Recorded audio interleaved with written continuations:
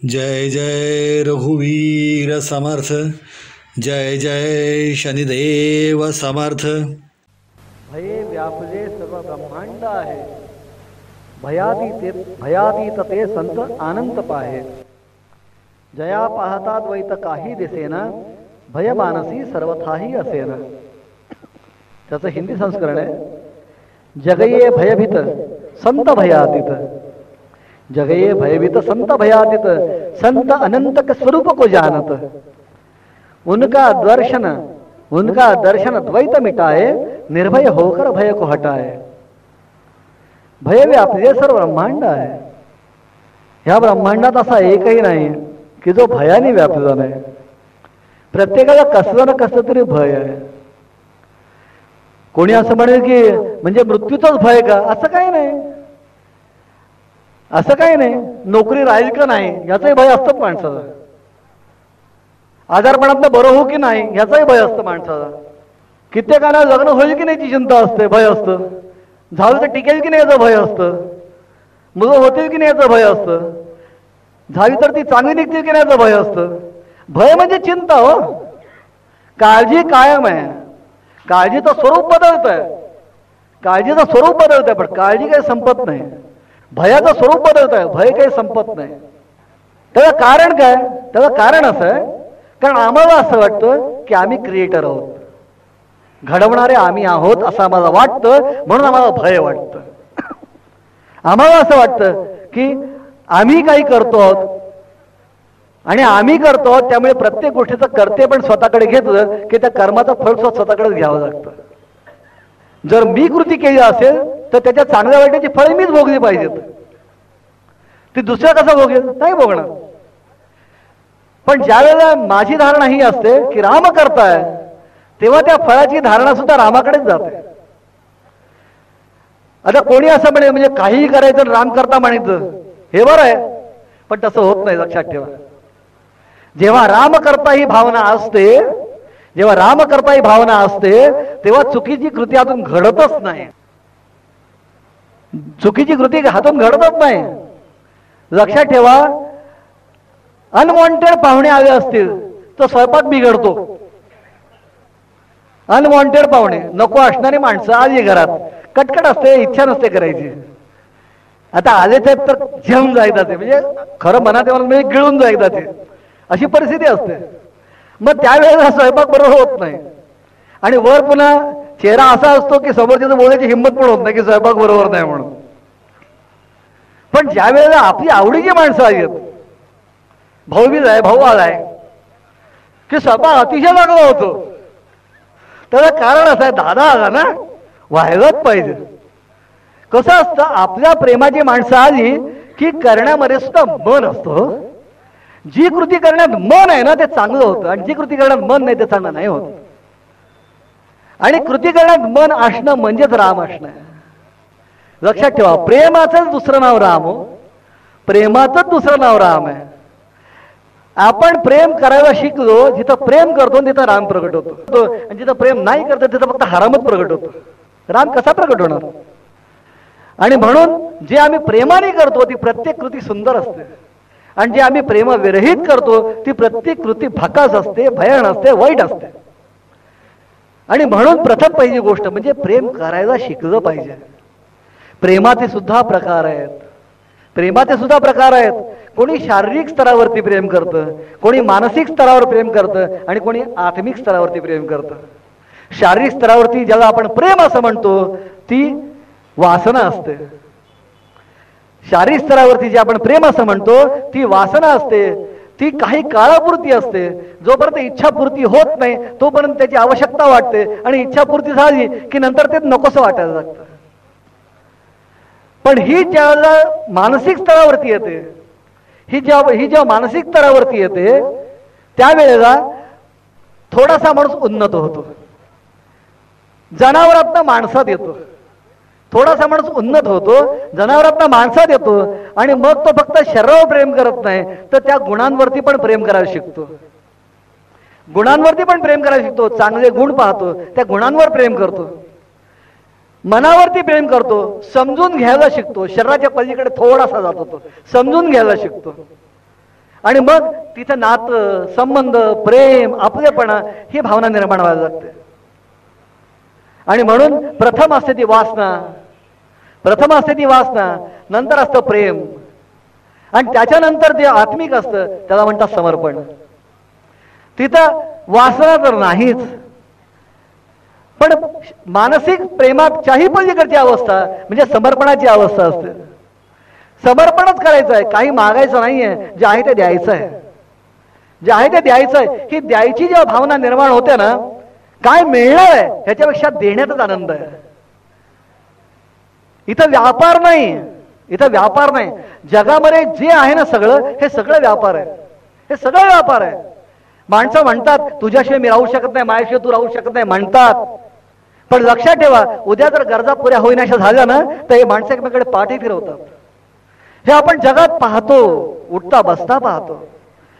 बाप सुद्धा मुलाकडनं अपेक्षा ठेवतो, मुलं आई बाबांकडनं अपेक्षा ठेवतात, नवरा बायकोकडनं अपेक्षा ठेवतो, बायको नवऱ्याकडनं अपेक्षा ठेवतात. आणि हे सगळं ठेवतानाच एकमेकाला सजवतात, जजवतात, प्रेम केलं असं म्हणतात. पण ज्या क्षणाला इच्छा आकांक्षा पुऱ्या होत नाहीत ना त्या क्षणाला प्रेमाची माती होऊन जाते. कारण का? गणित आहे, गणित आहे, हवा आहे.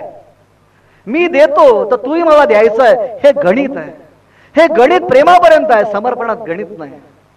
मी किती दिलं त्यातनं मला किती मिळणार हे गणित नाही. इथं फक्त एकच गणित आहे, इथं फक्त एकच गणित आहे की देण्यात आनंद आहे. जितकं म्हणून मी देईन त्याच्यात मला आनंद आहे. आणि हा आनंद ज्या दिवशी आपण घ्यायला शिकतो तेव्हा आपण रामाचे प्रिय बनू शकतो. लक्षात ठेवा, रामायणात तर तुम्ही तेच पाहाल, अख्खं रामायण तसं आहे. हो, अख्खं रामायण तसं आहे, पूर्ण रामायण तसं आहे, पूर्ण रामायण तसं आहे की भरतासाठी राज्य त्यागून राम जायला निघाले, भरतासाठी राज्य त्यागून राम जायला निघाले. आणि भरत म्हणतो तुमच्याशी मी जगू शकत नाही, परत या, मला राज्य नको. इथं हवाईची लढाई आहे, आज जगामध्ये हवं आहे ह्याची लढाई आहे, तिकडे नको आहे तुम्ही हवे अशी लढाई आहे. आज आम्ही म्हणतो राम नको बाकी सगळं हवं, आज आम्ही म्हणतो राम नको बाकी सगळं हवं. आम्हाला असं वाटतं चुकून राम मिळाला तर काय सांगावं, वैराग्य यायचं आणि हे मिळतंय सुख जायचं. आम्ही इतके मूर्ख आहोत की आम्हाला कळत नाही की आमच्या आयुष्यात जर राम आला ना तर हे जग आणखी सुंदर होणार आहे, आमचं जीवन अधिक सुंदर होणार आहे, आम्ही अधिक चांगलं जगणार आहोत, अधिक प्रेम करणार आहोत, अधिक एकमेकांना समजून घेणार आहोत. पण आमच्या लक्षातच येत नाही. आम्हाला असं वाटतं चुकून देव आमच्यात आलं तर काय करावं. पहिल्यांदा एक गोष्ट म्हणजे आम्हाला ही कळत नाही की आम्ही आजही उभे आहोत तर देव आमच्यात आहे म्हणून उभे आहोत. आपण आरती करतो ना, आपण आरती देवासमोर करतो. आपण सकाळची काकड आरती करतो, देवाला उठवतो, नंतर देवाला प्रसाद दाखवतो, नंतर संध्याकाळी शेजारती करतो. आपण दिवसभरच्या आरत्या करतोच ना. या आरत्या करतो म्हणजे काय करतो आपण? आरत्या करतो म्हणजे काय करतो? आपल्याला पुढची स्टेज कळत नाही म्हणून अगोदर आपण हे करतो. अहो लक्षात ठेवा, आम्ही देवाला जागा करतो सकाळी, त्यावेळेला खरा त्याचा अर्थ आहे की आम्ही स्वतः आत्म्याला जागा करायचं आहे. आम्ही जेव्हा काकड आरती करतो हे मंदिर आहे, हो हे शरीरात मंदिर आहे. आणखी मंदिर कुठं ओळखायचं? हे शरीरात मंदिर आहे, या मंदिरात बसलेला आत्माराम आहे आणि त्याच्याकरता काकड आरती करायची आहे. पण आम्हाला हा आत्माराम कळत नाही, त्याची काकड आरती करायला जमत नाही, म्हणून आम्हाला समोर मूर्तीची गरज भासते. ज्या दिवशी तो कळेल त्या दिवशी कशाचीच गरज भासणार नाही, त्याच्यावर दुसरा आनंदाचा दिवस नसेल. ह्या आरत्या सगळ्या आमच्या अंतरात्म्यासाठी आहेत, त्याला जागवण्यासाठी आहेत. पण आम्ही तेव्हा जागवतच नाही, तेव्हा झोपून ठेवतो आणि बाहेर मूर्तीला उठवायच्या प्रयत्नाला लागतो, बाहेर मूर्तीला उठवायच्या प्रयत्नाला लागतो. लक्षात जोपर्यंत आतला राम उठत नाही तोपर्यंत ती मूर्ती कशी उठेल हो? कारण शेवटी ते रिफ्लेक्शन आहे, ते रिफ्लेक्शन आहे. तुमच्या आत जो प्रकाश पडतोय त्याचा तो कवडसा आहे. तुमच्या आत प्रकाश निर्माण व्हायला पाहिजे. जेव्हा तो आत प्रकाश निर्माण होईल, जेव्हा तो आत प्रकाश निर्माण होईल त्या प्रकाशात तुम्ही त्याला बघू शकणार आहात, त्या प्रकाशात तुम्ही त्याला बघू शकणार आहात. पण आपल्या आत जर अंधार असेल तर तो दिसणार कसा? आणि म्हणून हा सगळा तो प्रयत्न आहे ना की भय व्यापलेलं सर्व ब्रह्मांड आहे. आज आम्हाला सगळ्यांना भीती आहे, प्रत्येक गोष्टीची भीती आहे. का? कारण आम्हाला असं वाटतं मी करताय, पण ज्या दिवशी कळेल राम करताय त्या दिवशी भय संपेल. चुकीची कृती हातून घडणारच नाही, आणि जर चुकीची कृती घडली तर ती राम सहन सुद्धा करणार नाही.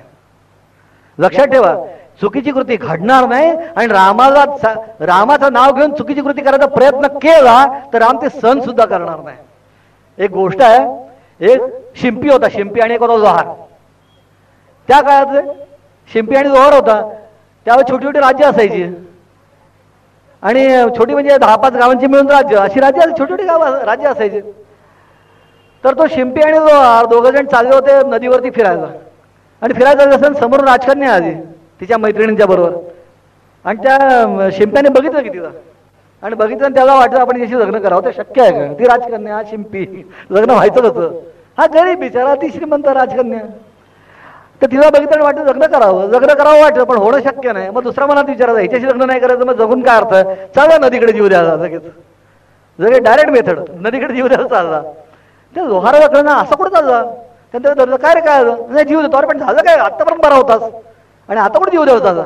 नाही म्हणाला, काय होतं राजकन्याला बघितलं असं वाटेल लग्न करावं, मग आता होणार नाही, जगून काय करावं, जीव द्यायचा.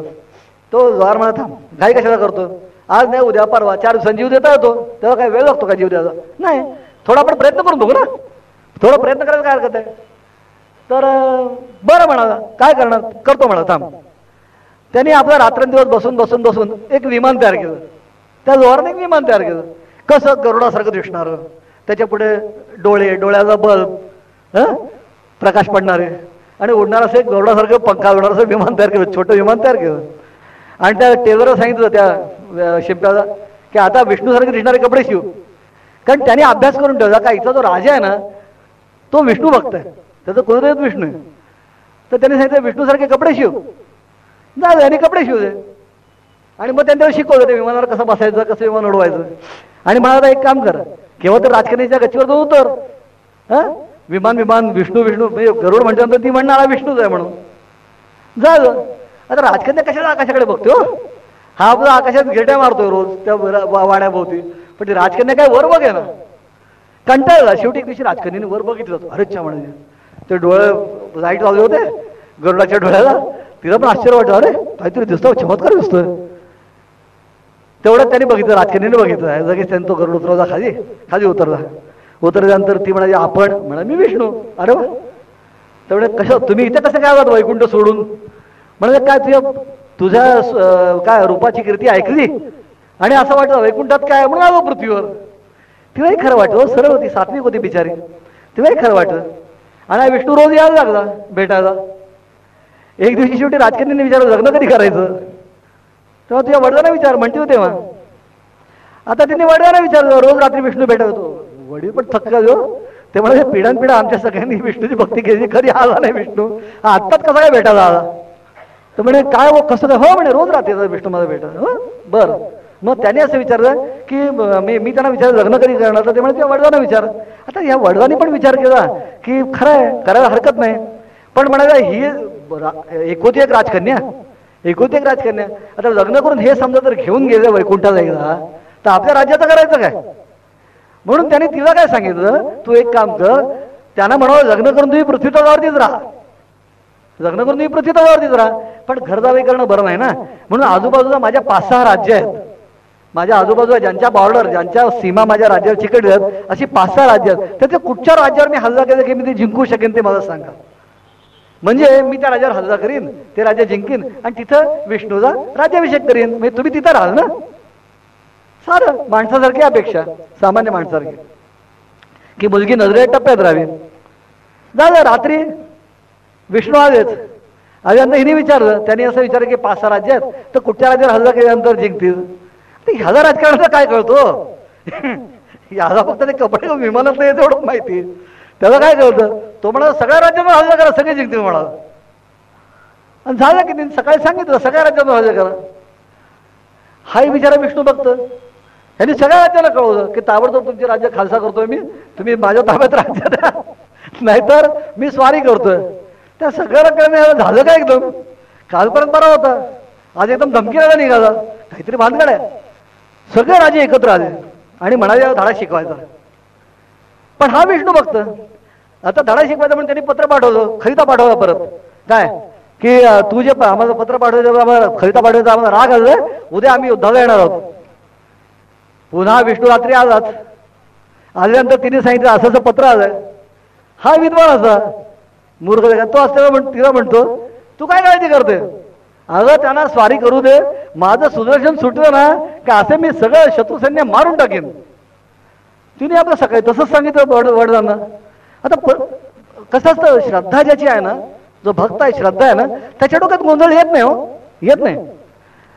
परिस्थिती अशी आहे की दुसऱ्या दिवशी लढाई सुरू झाली.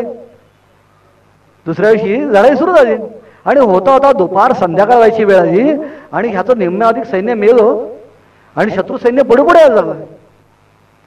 आता झालं काय, हा जो विमान घेऊन फिरणारा शिंपी तो हे लढाई खाली चालू असताना वरती विमान घेऊन फिरत होता. पण इथं जीवन मरणाची लढाई असताना वर कशाला कोण बघेल त्या गरुडाकडे? ते कोणीच बघेना. तो आपला प्रयत्न करतो, कोणीतरी बघेल, त्यांना भीती वाटेल, कसं काय. आणि संध्याकाळ झाली, रात्र झाली आणि त्या राजाला फार वाईट वाटायला झालं. राजा म्हणाला, देवाने मला शब्द दिला, पण देवाने पाळला नाही म्हणाला. विष्णूने मला शब्द दिला, त्यांनी पाळला नाही. त्यांनी मला सांगितलं आणि त्याच्या शब्दावर मी निघालो आणि त्यांनी मला फसवलं देवाने. देवा तुम्ही यायला पाहिजे. त्याने प्रार्थना केली देवाची आणि तिथं शेषावर झोपलेला विष्णू जागा झाला. तो शेषावर झोपलेला विष्णू जागा झाला. तो म्हणाला, गोंधळ झालाय, आपल्या रिश्वास ठेवून कोणीतरी काहीतरी करताय. तो जागा झाला. त्यांनी गरुडाला सांगितलं, गरुडा तो जो लोखंडी गरुड आहे त्यात तू शिर आणि ह्या विष्णूत मी शिरतो. विष्णूचं आणि गरुडाचं तेज त्यांच्या शिरलं, प्रकट झालं, प्रचंड कडकडाट झाला. शत्रू सैनिकांनी बघितलं, अग्नीचा पाऊस पडला. शत्रू सैन्य हरला, हा जिंकला. पण पुन्हा तो टेलर, तो शिंपी आणि तो गरुड कोणालाही दिसला नाही.